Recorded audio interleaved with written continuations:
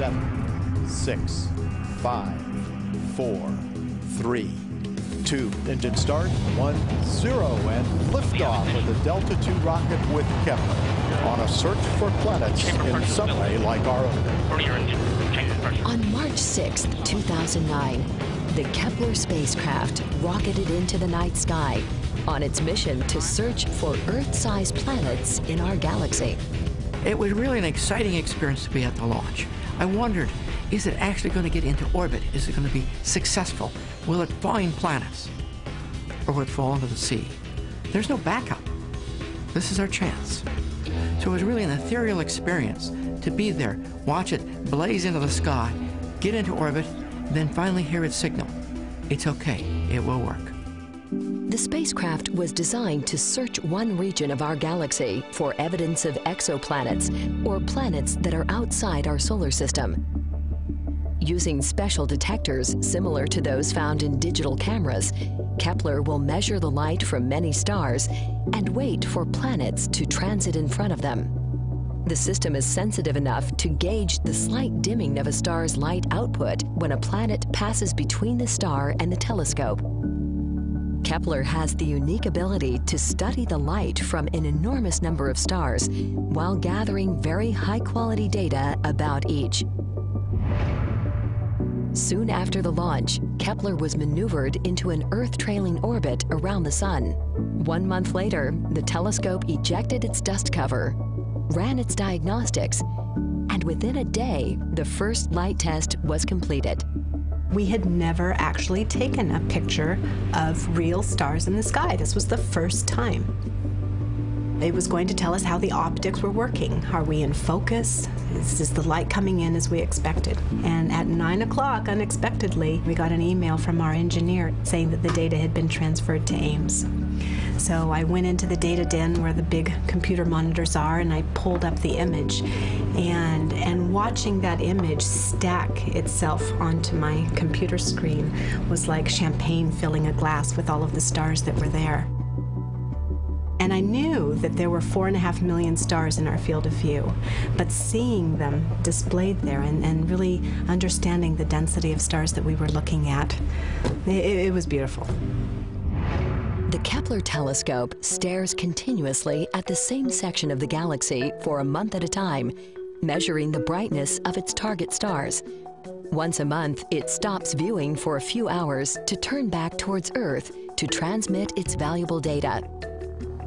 The Mission Operations Team at the Laboratory for Atmospheric Space Physics, or LASP, at the University of Colorado in Boulder, is responsible for controlling the Kepler spacecraft and receiving the data downlinks. The data collected at LASP is sent for processing to the Space Telescope Science Institute on the campus of the Johns Hopkins University in Baltimore, Maryland. There, the science data is decoded and processed, then passed along to the Kepler Science Operations Center at NASA Ames Research Center for calibration and final processing. The Kepler data is 100 times better than the ground-based data that people have seen before. We had to spend a lot of time figuring out how to make the instrument work properly, and we're still spending a lot of time, even now, figuring out how to interpret the data and pull out stuff that's 100 times better than anybody else has done. After only 43 days of operation, Kepler collected a treasure trove of fascinating data. Some of the first researchers on the Kepler team to benefit from the data were focused on the stars themselves. Now let me get into the more interesting part.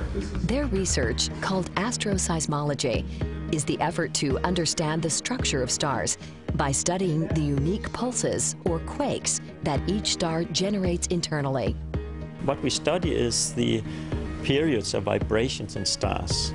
The basic properties that we measure are the size of the star and the age of the star.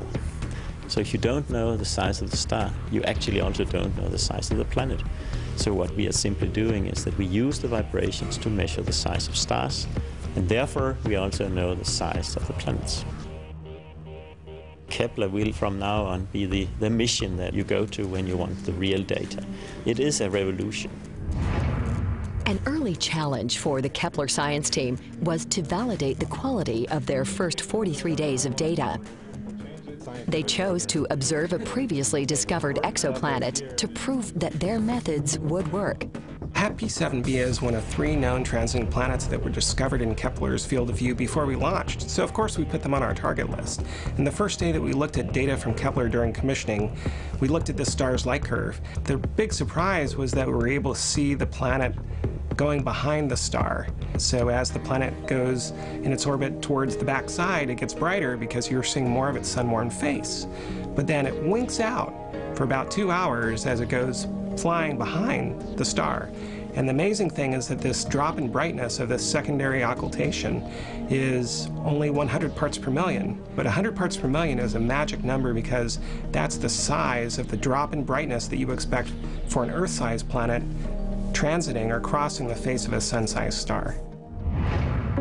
Several ground observatories around the globe are partnering with the Kepler mission to provide independent confirmations about planetary transits of stars. Kepler detects changes in brightness of many stars that appear to have the signature of a planetary transit. Often, these are later found to be something else, such as a smaller star eclipsing a larger one. The ground observatories help to confirm actual planets from these false positive readings. The Keck telescope in Hawaii is crucial for Kepler. It does 2 things. It verifies the existence of the planets by looking for the wobble of the host star, yanked gravitationally by the planet, and it allows us to measure the mass of the planet, the bulk mass, by how much the star wobbles. Verifying planets, getting their masses, and hence their densities, is a key part of the Kepler project. This validation is critical to the process of identifying new planets, such as the Kepler team's first discovery of 5 exoplanets announced at the end of 2009. The discovery of these 5 planets, 4 were Jovian-like, that is big gas giants with densities that were surprising, all the way from water, that to styrofoam, a real surprise. But one of them was a planet very much like Neptune, probably rocky inside with an atmosphere. And so this was a very interesting planet, and a planet very close to its star, yet it didn't bloat like the Jupiter-like planets. So again, a lot of information about the structure of these extrasolar planets that will help us understand those planets and our own. By June of 2010, the Kepler team had identified between 300 to 700 planet candidates.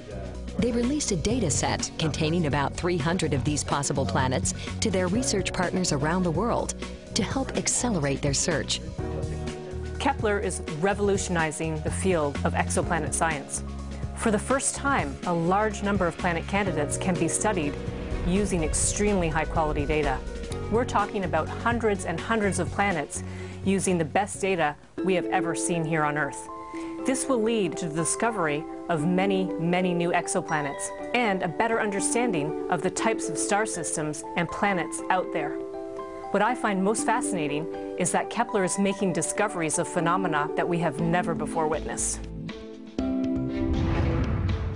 As the team continued to analyze their data, they found a system with multiple planets orbiting a single star.